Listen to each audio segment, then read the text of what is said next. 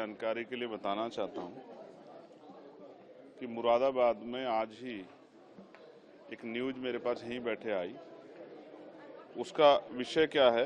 SIR गणना पत्रांक का target पूर्ण न होने के संबंध में एक टीचर हैं सर्वेश सिंह, जिन्होंने सुसाइड कर लिया।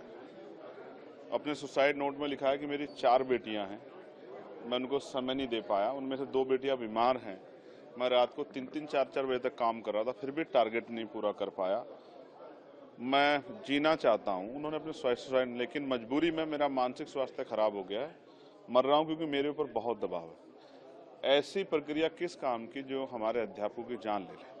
मैंने लेटर लिखा है इलेक्शन कमिश्नर को कि एसआईआर की सीमा बढ़ा दीजिए। अगर आप चाहते हैं कि अगर आपको लगता है बोगस वोट बने हुए, एसआईआर कराइए, लेकिन उसकी सीमा इतनी बढ़ाइए कि आसानी से वो कर पाए। जो जिन टीचर्स की ड्यूटी लगाई है वो स्कूल छोड़ के काम कर रहे हैं, बीएलओ जो है आंगनबाड़ी बहनें वो काम कर रही हैं। इस प्रक्रिया से जो नुकसान हो रहा है, जो अविश्वास की भावना बन रही है, लोकतंत्र में वोट सबसे बड़ा अधिकार है, ये आसानी से नहीं मिली। गोलमेज कॉन्फ्रेंस बाबा साहब अम्बेडकर इसके लिए लड़े, तब जाके वोटिंग राइट मिला है। तमाम नेता नहीं चाहते थे, वो तो ऑब्जेक्शन कर रहे थे कि हर व्यक्ति को नहीं मिलना चाहिए, ये तो बाबा साहब की देन है। तो इस वोट को हम लोग इतनी आसानी से नहीं जान देंगे, इसलिए हम लोग कोशिश करेंगे एसआईआर की सीमा बढ़े और बोगस वोट नहीं होने चाहिए। मैं इसके साथ हूँ, लेकिन एसआईआर के नाम पे आप अगर वोट की चोरी करोगे तो ये भी नहीं चलेगा। इसलिए विपक्ष अपना विरोध दर्ज करा रहा है, और चाहिए यहाँ कराना पड़े पार्लियामेंट में, सड़कों पर। हमने तो चर्चा की मांग की है कि पिछले जो एसआईआर हुआ है उसमें कितने घुसपैठे निकले। आप कह रहे थे घुसपैठे निकलेंगे, तो बिहार में कितने निकले? कुछ लिस्ट, कुछ दिखाइए तो, डेटा कुछ तो दीजिए ना। तो वहां तो सरकार फेल है।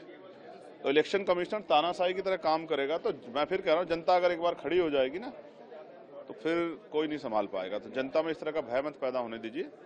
जैसे उत्तर प्रदेश के मुख्यमंत्री का डिटेंशन सेंटर बना देंगे हम, तो मैं कह रहा हूँ आप डिटेंशन सेंटर बनाइए, हम उन पर ताले लगा देंगे। डिटेंशन सेंटर जानवरों के लिए हो सकते हैं, इंसानों के लिए नहीं हो सकते हैं।